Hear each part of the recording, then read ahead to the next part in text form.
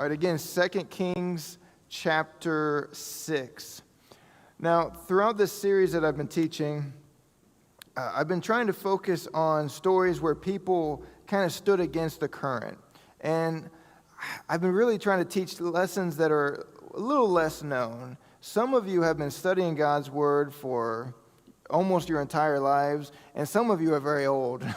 So for me, I'm a little overwhelmed because I'm thinking, what can I teach these old people? No, I'm kidding.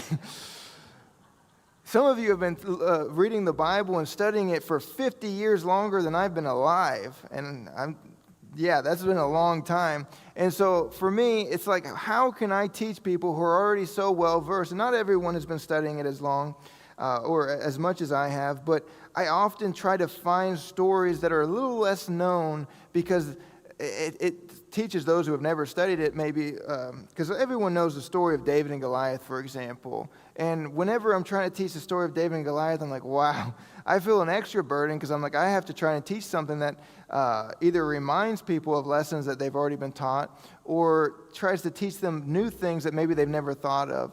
But today we're going to be talking about a story that's fairly well known, but not as well known as the story of David and Goliath, for example. And that is the stories of Elisha. Now, this is a particular story that kind of builds off of itself. So there's lots of stories of Elisha. But Elisha is someone who was a great prophet, and he was a prophet during the reigns of multiple bad kings. He was, remember, the northern nation of Israel and the southern nation of Israel, they split into two different countries, and you had the northern nation, which kept the name Israel, and the southern nation took the name Judah. And you had prophets in the kingdom of Judah, and they had it kind of a little easier, right? Because even though they were preaching to still some bad people, at least every once in a while they had good kings. But Israel never had a good king, at least the northern nation didn't. And Elisha was a prophet to a kingdom that would never have a good king. So Elisha's confidence. I try to keep my lessons fairly simple. I tell you what the lesson is, and then we go through it a little bit more. The lesson for today, at least the goal, is that everyone should have the confidence in God that Elisha had for these three reasons. Reason number one, Elisha knew that God could, not just could, but would protect him. Remember last week we talked about the story of Jonathan. Jonathan had a confidence in God that he could protect him, but Jonathan did not have the advantage that Elisha had. Elisha was a prophet of God. He was someone who was in frequent contact with God, and he didn't just believe God could, he knew that God would, but Jonathan was like, listen, even if God doesn't, I'm still going to trust him. So the story of Jonathan and Elisha is quite different, but both of them had confidence in God. The second, Elisha knew that God is in complete control. And this, we'll see in a second, allows Elisha to do things that we would think is irrational, all because he understood God is in complete control of the situation. And then third, Elisha knew that God would provide in a miraculous way. Even when things look like they're perilous, that there's no way out, Elisha understood God was going to provide. So let's start with Elisha knew that God could/would protect him. It says in 2 Kings chapter 6, verse 8 through 10, it says, "Then the king of Syria warred against Israel." And now a little bit of context here. In the chapter before this, we have the story of Naaman. If you guys remember, Naaman was a leper, but Naaman wasn't just a leper. He was from Syria. He was the captain of the captain of the armies of the king of Syria, and he was very successful at it. He was kicking butt everywhere he went, including the butts of Israel, the northern nation at least. And so Syria and Israel were at war with one another, constantly in conflict. And Naaman, he attacks a village or something like that. Anyways, he takes some of the Israelites as slaves, and one of the Israelites, a young girl, becomes a servant of his wife. And this young girl sees Naaman, her master's husband, and says, hey, this guy's a leper, which, by the way, was not curable at that time. In fact, I don't think it's curable even at this time. And so it's kind of like a death sentence. You're just slowly deteriorating until you die. And this woman, this young girl, had compassion on Naaman and told his wife, she said, you know, there's a prophet in Israel who can help Naaman. And again, Israel is the enemy of Syria who Naaman works for. And somehow the king of Syria, he tells Naaman, he says, listen, if there's a prophet in Israel who can help you, then I'm going to send word to the king of Israel and say, hey, my man's coming over there to talk to your prophet. And he does do that. And the king of Israel is freaking out because he's thinking, now this is a trap. But anyways, Naaman, he does go over to Israel. He does find Elisha. And Elisha tells him to do something weird. He says, all right, if you want to be healed, go to this river, dip yourself in the water 7 times, and you'll be healed. And Naaman's like, that's ridiculous. So he goes home. He's not going to do it. But one of his servants is like, what's the big deal? Just do it. So he goes back. He goes to the river. He dips himself the first time. Nothing. He's probably thinking, this is ridiculous. Why am I doing this? He dips himself the second time, nothing. 3rd time, 4th time, 5th time, 6th time, all those times, nothing happened. Then finally, the 7th time, his leprosy is completely healed. Something that wasn't supposed to be curable has now just been healed miraculously. So he goes back to Elisha, and Naaman's life is completely changed forever. He says, there is no God but the God of Israel. And he's going to worship the God of Israel only, right? He's converted, not necessarily to Judaism, but to the worship of God. And he asked Elisha for kind of an exception. He says, my master does not worship God, and sometimes he brings me to his temple. I'm not going to worship the gods of those temples, but I'm going to be there. Hopefully God can forgive me. So we see God doing great things in Syria, but what's interesting, if you read chapter 5, I think it's one of the first verses, it says that God helped Naaman fight the battles, right? God was the one who delivered the armies into the hands of Naaman. So why is God using Syria in such mighty ways instead of Israel? Well, part of it was because Israel was a wicked nation, but God was working in the lives of foreigners more than, in this case, the lives of many of his own people. So now Syria, they're still at conflict. I don't know that Naaman is involved in this conflict, but it says, then the king of Syria warred against Israel and took counsel with his servants, saying, in such and such a place shall be my camp. And the man of God sent unto the king of Israel. The man of God would be Elisha, by the way, saying, beware that thou pass not such a place, for thither the Syrians are come down. And the kings of Israel sent to the place which the man of God told him, and warned him of, and saved himself there, not once nor twice. So in other words, the king of Syria, he's trying to set an ambush against the king of Israel, right? And it never mentions the king of Israel's name. It was likely Joram. He was the son of Ahab, King Ahab. So Jezebel, by the way, his mother, wicked Jezebel, still alive at this point. So anyways, Joram is likely the king at this time, or some people call him Jehoram. It's very confusing because there was a king in Judah about the same time, named the same thing. Anyways. So Joram, he's a little worried because the king is coming against him, and Elisha goes to him and says, hey, I know the plans of the king. Don't go to this place. He's trying to ambush you there. And after this happens 1 time, that's a coincidence. After this happens 2 times, that's getting a little suspicious. But this happens 3 or 4 times, and the king of Syria is thinking, I've got a mole in my midst, right? There's a traitor among us. How is it that the king of Israel knows exactly what I'm going to do before I even do it? So he goes to his people, and he's going to confront them, trying to figure out who is betraying him to the king of Israel. Therefore, the heart of the king of Syria was sore troubled for this thing. And he called his servants and said unto them, will you not show me which of us is for the king of Israel, right? Who's the traitor? And one of his servants said, none, my lord, O king. But Elisha, the prophet that is in Israel, telleth the king of Israel the words that thou speakest in thy bedchambers. In other words, the servant is saying, this man of God, this prophet, which, by the way, prophets was a very rare thing. Israel was one of the only nations who even believed that prophets existed. Most of the other nations, they didn't even have the concept of a prophet. But Elisha apparently had become so famous, excuse me, that the servants of the king of Syria realized that, hey, this prophet, he's telling the king what you haven't even spoken of, right? Things that are the most private things that you say in your bedchambers, right? Kind of an expression. And so now the king of Syria is thinking, okay, well, if he's the one stopping my plans from happening, I'm going to take him out of the game, right? And he said, go and spy where he is, that I may send and fetch him. And it was told him, saying, behold, he is in Dothan. Therefore sent he thither horses and chariots and a great host, and they came by night and compassed the city about. And when the servant of the man of God was risen early and gone forth, behold, a host compassed the city both with horses and chariots. And his servant said unto him, Alas, my master, how shall we do? And again, I shouldn't say again, I haven't said it the first time. Israel is not even there. I mean, obviously this is in Israel, but the king of Syria has sent an army to go get Elisha. He's thinking, no way I'm taking any chances with this guy. He's going overkill here. He sends an entire army.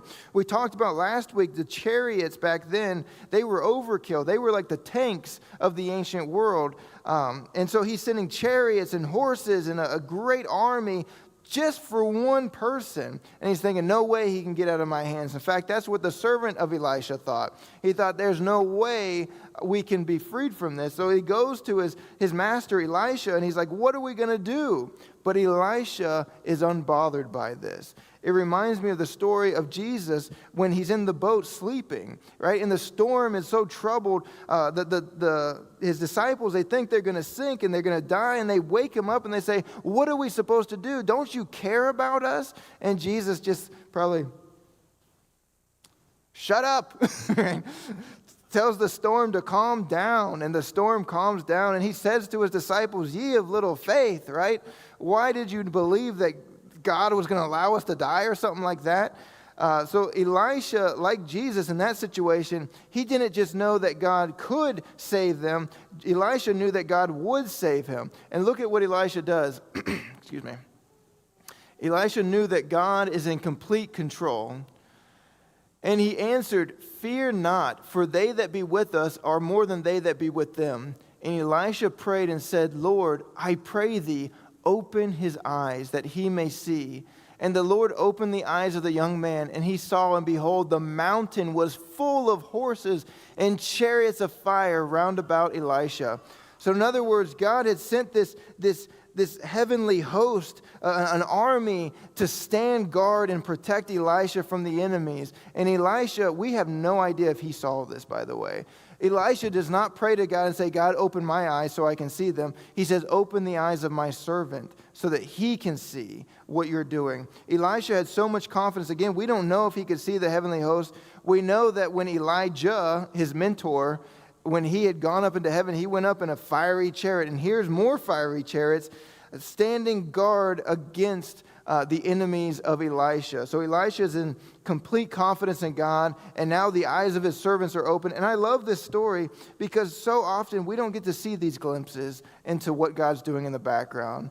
Now, we see God thundering against the enemy. We see God shaking the earth. But rarely do we think about a host of angels protecting someone. We know other stories, like in the book of Daniel, it talks a little bit about this background, spiritual stuff going on behind the scenes. But this is a great picture to remind us that even when we don't see, God is still working in our lives. So there's a host of chariots, fiery chariots, likely heavenly beings protecting Elisha. And when they, this is the Syrian army, came down to him, Elisha prayed unto the Lord and said, smite this people, I pray thee, with blindness. Now this is interesting.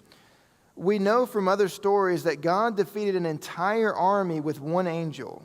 And now we see that there's dozens or even hundreds of angels surrounding Elisha. But Elisha doesn't say, God, wipe them out. Elisha says, God, blind them. And this is even a temporary blindness. And I don't even know that this was a full-on physical blindness, because we'll talk about that in a second.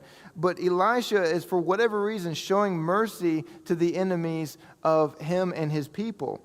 We know from the book of Genesis, God had visited Abraham, and he brought with him two angels. And God had sent these two angels to the cities of Sodom and Gomorrah. And Sodom and Gomorrah were wicked cities, and God was going to judge them. But the angels were supposed to get in there and get Lot and his family. And Abraham had kind of tried to negotiate with God, saying, would you spare the city if there was 10 good people in there? And apparently there weren't 10 good people in there. But when the angels were there were people who apparently were homosexuals who had such, the wickedness of the city was so strong that they saw these foreigners, who they didn't know were angels, but saw them and they thought, we want them now. And they were going to force themselves on these people. And they broke the door down to try to get to these two angels who were appearing as men, and the angels struck them with blindness. So it's not clear if God just struck this army for Elisha with blindness, or if God used these angels to strike them with blindness. But for whatever reason, Elisha had asked God not to kill them, but to smite them with blindness. And it says, and he smote them with blindness according to the word of Elisha. And Elisha said unto them, this is not the way, neither is this the city. Follow me, and I will bring you to the man whom you seek. But he led them to Samaria. Now, Samaria was the capital city of Israel, just as Jerusalem was the capital city of the southern nation of Israel called Judah. Now, again, I don't know if they were completely blind, because here's the thing. If I was to ask this side of the room and say, everyone close your eyes or be blindfolded or something like that, and I told this side of the room, I want you to take these people and guide them somewhere, you might be able to do it, because it's about a 1-to-1 ratio. But Elisha guiding an entire army of blind people, that would have been quite the treat to see. So I don't know if they were completely blinded, as in they couldn't see anything, or if they were blinded by confusion. In other words, they were standing before the person who they were supposed to get, and they had no idea who he was. They had no idea where they were, because they were told what city to go to, and he was able to convince them that they were at the wrong city. So anyways, he does end up guiding them somewhere else. And by the way, if I was blind, I wouldn't want to continue my mission. I'd be like, can you take us home? But anyways, whether it was a mental blindness that God gave them or a physical blindness, I don't know. But it was a miraculous blindness is what the point is. And Elisha guides them all the way to the city of Samaria, the capital city, where the king of Israel is at. Now, if I was the king of Israel, I'd be... But here he sees Elisha guiding them, and he realizes that now he can surround this army, and this army is at his mercy. And listen to what happens. And the king of Israel said unto Elisha when he saw them, my father. By the way, this king, his father was likely Ahab, a very wicked man who worshiped Baal and other things. This was not a very God-fearing man. In fact, the Bible talks about him being a wicked king. But it's interesting. As a pastor, a lot of times I'll get into conversations. I don't look like a pastor. I know today I'm dressed up, but I don't usually walk around in suits. But I'll just be out somewhere, and maybe I'll be working somewhere, like in construction, or maybe I'll be in an airport, and I'll just meet new people, and I'll strike up conversations with them. And sometimes people will have vulgar mouths, right? They will say things, and they'll talk about inappropriate things, and then I'll be like, yeah, somehow the conversation will get to where do I work, and I'll say, I'm actually a pastor. And they'll say, well, praise the Lord, brother. Suddenly their vocabulary changes, and they get all holy, right? And it's just this idea, sometimes we act different ways depending on the circumstances. And this person, the king of Israel, suddenly he gets religious in front of Elisha because he sees the God of Elisha bringing an entire army to him who's at his mercy now. And he goes to Elisha and says, can I get him? Can I get him? Right? He literally says, shall I smite them? Shall I smite them? Right? He's like a little kid. Let's get him, Elisha. But look at what Elisha says. And he answered, thou shalt not smite them. Wouldest thou smite those whom thou hast taken captive with the sword and with thy bow? Set bread and water before them, that they may eat and drink and go to their master. And he prepared provisions for them. And when they had eaten and drunk, he sent them away, and they went to their master. So the bands of Syria came no more into the land of Israel. Now this is a irrational thing, right? Because Elisha is saying, hey, these are our enemies. We're not going to smite them. Instead, we're going to feed them, show kindness, which, by the way, is what even the Old Testament says to do. We know in the New Testament, Jesus says we're supposed to love our enemies, but even in the Old Testament, they were commanded to be kind to their enemies. So Elisha is doing what God has commanded him to do, which is to be nice to your enemies, and he's showing love and care for them, doing to them what he would want them to do to him. But to send them home? That seems irrational, right? Because these are their enemies, and they're just going to regroup and attack them. Now, the Bible does say that they did not come back into the land of Israel, but we'll see in the very next verse that the king of Syria does end up attacking them again. So it's possible that here it's saying that this particular group, they weren't taking chances anymore. They had already gone to Israel. They had been blinded. They were at the mercy of the king of Israel and Elisha, the prophet of Israel. And they're like, we're not going back. So maybe they didn't go back. But you can imagine from the king of Israel's perspective, he's thinking this is a bad strategic move because they can come back. And why not just wipe them out now so that they don't come back? So anyways, Elisha knew, that's kind of a dark picture. Elisha knew that God would provide in a miraculous way. Now, some bad things are about to happen. By the way, Elisha was inside of the bad situation. Let's go ahead and read it. And it came to pass after this that Ben-Hadad, king of Syria, gathered all his host. And I don't know how much time has passed since the previous story. And went up and besieged Samaria. Again, Samaria is the capital city of Israel. And there was a great famine in Samaria, and behold, they besieged it until an ass's head, an ass, by the way, is a donkey, till a donkey's head was sold for 80 pieces of silver. A score is 20, so 80 is 20 times 4, which is 80. So 80 pieces of silver, and the fourth part of a cab of dove's dung for 5 pieces of silver.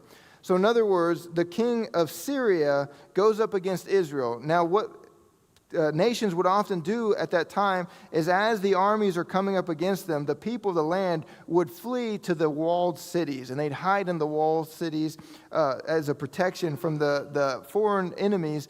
But the foreign enemies, this is kind of good for them too. Even though they can't penetrate the walled cities, they didn't have catapults or anything like that. What they could do is just wait.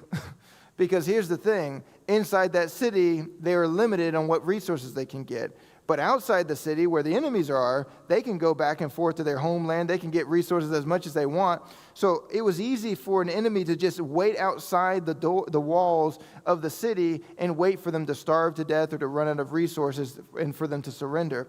And Israel was at a desperate time to the point where donkeys, not just the donkeys, but their heads were being sold for 80 pieces of silver. Now, at that time, apparently, a live horse would sell for about 100 or 150 pieces of silver, but this isn't a live horse. This is a donkey, and it's not even the whole donkey. It's the head of a donkey, a dead donkey, and it's being sold for 80 pieces of silver. And by the way, not only do they not normally eat donkeys, but that's all they have left is just donkeys. And they wouldn't eat the heads of donkeys. But again, they're desperate. In fact, they're selling poop of doves, right? Bird poop, for 5 pieces of silver. Could you imagine how desperate these people are? They are so hungry, they're buying bird poop to eat just so they have something to devour.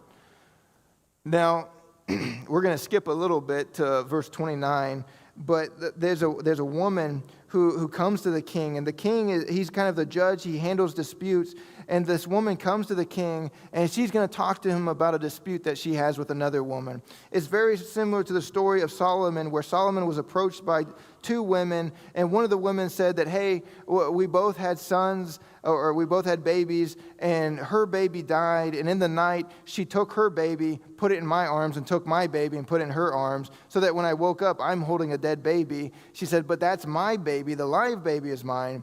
And of course, Solomon had to handle that dispute. But here we're going to see a much worse story. In that story, both mothers wanted their children. But in this story, they wanted to eat their children. So the woman, she goes to this other woman and says, hey, I have a son, you have a son. Let's eat my son today and we'll eat your son tomorrow. And that's a weird deal to have, but that's how desperate they were. It says, she said to the king, so we boiled my son and did eat him. And I said unto her the next day, give thy son, that we may eat him. And she hath hid her son. Isn't that so unfair, right? Why would a mother hide her son from being eaten by this random lady? But anyways, in the mind of this woman, this is unfair, right? I gave up my son. Why isn't she giving up her son? And the king, you can imagine, seeing the desperation of his people, he is distraught. Seeing all this going on. And it came to pass when the king heard the words of the woman that he rent his clothes. It was a way of showing sadness that you would tear your clothes and pass by up at the wall. And the people looked, and behold, he had sackcloth within upon his flesh. So in other words, he was wearing basically like bags of sack bags. You can think of the old potato bags. They're not very comfortable looking. But this is the type of stuff that he was wearing. It was another way of showing how terrible he felt. It was an outward expression. So the king feels terrible about what's going on in his city. Then he said, God do so and more also to me, if the head of Elisha, the son of Shaphat, shall stand on him this day. In other words, his sadness has turned to anger, and he's going to blame someone, and he's going to blame Elisha, because he can't quite get to God, right? So he's going to go blame Elisha, probably because Elisha had let that army go. He's thinking, well, if we had killed that army, then maybe none of this would have happened. Maybe the king of Syria would have taken us more seriously. Whatever was the reason, maybe he just wasn't thinking rationally, but he decided he was going to blame Elisha for this situation. He trusted Elisha, and look at what it brought him. But Elisha sat in his house, and the elders sat with him. And the king sent a man from before him, but ere the messenger came to him, he said to the elders, see ye how this son of a murderer has sent to take away mine head. Now, in some of your translations, it won't say son of a murderer. It will just say murderer. I'm not sure why some translations have it that way. It may be that the expression, the son of a murderer is an expression that just says murderer. But here in the King James Version, it does translate as son of a murderer, likely because of Ahab, his father, who was a murderer. Has sent to take away mine head. Look, when the messenger cometh, shut the door and hold him fast at the door. Is not the sound of his master's feet behind him? So I have to assume that Elisha is in the city, because it wouldn't make a lot of sense that the king of Israel could exit the city and go somewhere else to go find Elisha. So Elisha, like the rest of the elders of the people, are likely in the city, which means Elisha is also starving. So even though Elisha hasn't done anything wrong, even though he has confidence in God, he's still suffering. And ladies and gentlemen, we don't see Elisha's faith wavering on this. And there's going to come times in your own life where you're going to go through struggles and you're going to think, did I do something wrong? What's going on? Why isn't God helping me? And it may be that just like Elisha, God is allowing you to go through the trouble, not because he hates you, not because there's not something good coming along the way, but we can still trust him even in the hard times. And Elisha said, hear ye the word of the Lord. Now the king has already showed up, by the way. Thus saith the Lord, tomorrow about this time shall a measure of fine flour be sold for a shekel, and 2 measures of barley for a shekel. Now, he's basically saying inflation's going to go way down, right? You're not going to be eating pigeon poop or donkey's heads anymore. You're going to be eating flour and barley and all these things, and it's going to be cheap. And you're thinking, how is this going to happen? In fact, that's what they say. Then a lord, this is one of the officials of the king, who was apparently with the king, on whose hand the king leaned, answered the man of God, and said, behold, if the Lord would make the windows in heaven, might this thing be? Now we know that Elisha's mentor, Elijah, kind of confusing Elijah and Elisha, but the mentor of Elisha was Elijah, and during his time, God had closed the windows of heaven. It hadn't rained, right? That's why they had such a long famine during that time. And then God did a miraculous thing, and he did open up the windows of heaven, if you will, an expression, of course. And so it did allow it to rain. And this man here, who likely knows that story, he's saying to the man of God, he's saying to Elisha, even if God did something miraculous like that, even that wouldn't do what you're saying is going to happen. Inflation is not going to go way down because, again, just because it rains doesn't mean that everything's going to be okay. And behold, if the Lord, where said that?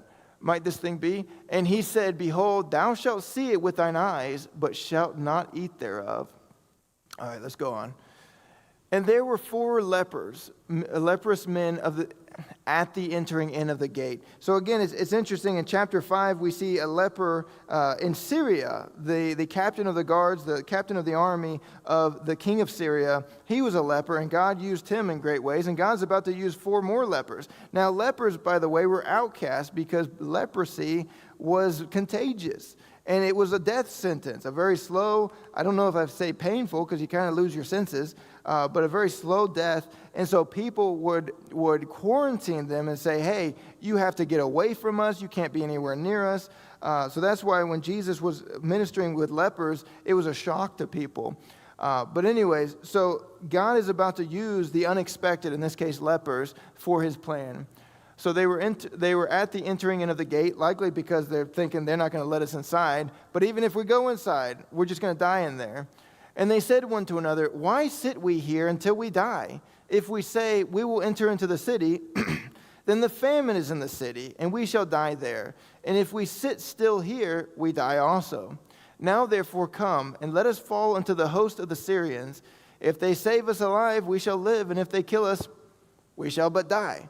Now, this was not the same faith of Jonathan, right? Jonathan had the faith that says, hey, I'm going to go against the enemies of Israel and possibly defeat them, because God can defeat them even with just one person. But even if he doesn't, I'm still going to trust him. These guys are just basically like, we're dead, we might die, right? There's basically like, there's no choice to us, or there are choices, but every choice leads to death. Let's at least try to go to the Syrians, and maybe they'll leave us alone, maybe because they're lepers. He said, but otherwise, even if they kill us, we're dead anyways. And they rose up in the twilight, right, it's at nighttime, to go into the camp of the Syrians. And when they were come to the uttermost part of the camp of Syria, behold, there was no man there. For the Lord had made the host of the Syrians to hear a noise of chariots and a noise of horses, even the noise of a great host. And it's not clear what this noise was coming from. Maybe this was that angel army that came by. But all we know is they didn't even attack the Syrians. They just made all this noise, and the Syrians got confused. They thought there was an army attacking them, and they started fleeing for their lives. Even the noise of a great host. And they said one to another, would be the Syrians, "Lo, the king of Israel hath hired against us the kings of the Hittites and the kings of the Egyptians to come upon us." Wherefore they arose and fled in the twilight, and left their tents and their horses and their asses, even the camp as it was, and fled for their lives. So what's interesting, we read last week about Jonathan, who believed that God could defeat his enemies even with just a few people. But here we find out God didn't even need Jonathan, right? God had sent the armies of Israel packing and running for their lives without a single person to fight them. See, God doesn't need us, but often he loves to use us so that we can learn to trust him more. In this case, God had already defeated the armies of Israel, and they didn't even know about it. And now these lepers, as they go to the enemy camp, are starting to notice, hey, nobody's here. They've fled for their lives. We already read that. And when these lepers came to the uttermost part of the camp, they went into one tent and did eat and drink, and carried thence silver and gold and raiments, and went and hid it, and came again and entered into another tent and carried thence also, and went and hid it. Then they said one to another, "We do not well. This day is a day of good tidings." The word good tidings there, when they translated the Old Testament into Greek, by the time Jesus was around, the Old Testament, they did have a Hebrew version, but they also had a Greek version. And in the Greek version, this word was the gospel, right? They said, this is a day of good news, a day of a gospel. He said, why are we hiding this from everyone else when there's so much for everyone? Why are we hiding this? In fact, they say we shouldn't hide this, or else something bad might happen to us. So in the same way, why are we hiding the good news that we have? Something much greater than the good news that they had. Israel was at desperation. They were dying in their literal lives, but the world is dying in their spiritual lives. And yet we know the solution. We know that the battle has already been won by the blood of Jesus Christ, who fought on our behalf. And yet for some reason, we don't share that news with other people. We hide it. We take part in it, but we don't share it with other people. So I would encourage everyone, of course, tell your friends about Jesus. Tell him about the victory that has been won, just as these lepers will do for Israel. This day is a day of good tidings, and we hold our peace. If we tarry to the morning light, some mischief will come upon us. Now therefore come, that we may go and tell the king's household. And by the way, the king didn't believe them. He thought this was a Trojan horse type situation. He's like, they're just trying to trick us. Once we open up our gates and we go out to feast in their tents and things like that, they're going to come back and wipe us out. So they actually sent the very few horses that were left, put some people on horses, and sent them out into the tents or into the enemy camp, and they found that it was true. There was nobody around. So, of course, they do eventually open up the gates, and ironically, the king sets that one official, the one who doubted God, the one who doubted Elisha, he sets him in charge of kind of maintaining the crowd control, and the crowd runs him over, and he ends up dying. So that's the prophecy that Elisha gave, saying, you will see it, but you're not going to be able to partake of the goodness of what's going on. So we can look at this situation and understand that we can all have the confidence that Elisha had, not because our eyes are open, but because we have the testimonies of those whose eyes were opened, of those who did speak with God. And Elisha didn't even ask for his eyes to be open because he already knew. Elisha knew that God could/would protect him, and we can have that same confidence. Elisha knew that God is in complete control. This knowledge allowed him to do things that we would think were irrational. And so often when we're in competition with other people, I'm not talking necessarily sports or something like that, but let's say competition at work. Maybe both of you're looking for this promotion, but someone else is looking for that promotion too. And you're thinking, hey, I've got to compete with this person. And you're kind of hoping to bring them down so that you look better. Elisha would say there's no point. God's the one who's in control. You can show mercy to your enemy or your opponent. You could brag about them to your boss and see if... even though you're both fighting for the same promotion, you could brag about him to your boss because it's not up to your boss. It's up to God what happens. So Elisha had such confidence that no matter what he did, he knew God would be in control. And so he decided, I'm going to do what God tells me to do because God's in control. You know, Peter, in 1 Peter, I believe it is, he talks about this idea that it's better to be punished for doing the right thing than to be punished for doing the wrong thing. He says, because if you're being punished for doing the right thing, at least you have God as your advocate, right? At least he understands that you're being unjustly punished, and he can repay you for that. But if you're being punished for doing the wrong thing, who's going to repay you, right? You're just being punished. You get what you deserve. So Elisha decided, I'm just going to do the right thing, show mercy to my enemies, and trust that God will make it okay in the end. Now, again, we remember that Elisha was in the city starving, and yet in the midst of all that starvation, he still trusted God. And me, all of us are going to go and have gone through times in our life where it seems like we're in desperation, whether it's we've lost our jobs or something like that. Anyone who's ever lost their jobs, I can only imagine the feeling of desperation, thinking, how am I going to pay for my bills? How am I going to take care of my family? How am I going to live? And there's all this desperation, but Elisha would say, it's all in God's hands, right? Do what's right and trust God with the rest. You can think about times when you've lost loved ones. My wife, fortunately, has never lost someone very close to her, like a family member. But sometimes we'll watch movies and something like that will happen in the movie, and she'll often say, I can't imagine how bad that feels. And anyone who has lost loved ones knows there's this pit feeling in your stomach that you just feel like, how can life go on without them in it? You know what I mean? There's just this feeling that you don't know how you're going to get to the next day or the next day or the next day, with this feeling of overwhelming desperation and sadness and things like that. And yet in the midst of those times, Elisha would say, trust God anyways. He's going to do something through this. He's going to provide. He's going to do something great. So Elisha knew God could protect him. He knew God was in complete control, and he knew God would provide for him. But there are different people in this story, right? There's the servant of Elisha. The servant of Elisha was fearful because he didn't have the faith in God that Elisha had. Who was next? The king? Yeah, the king was angry because he didn't have the faith in God that Elisha had.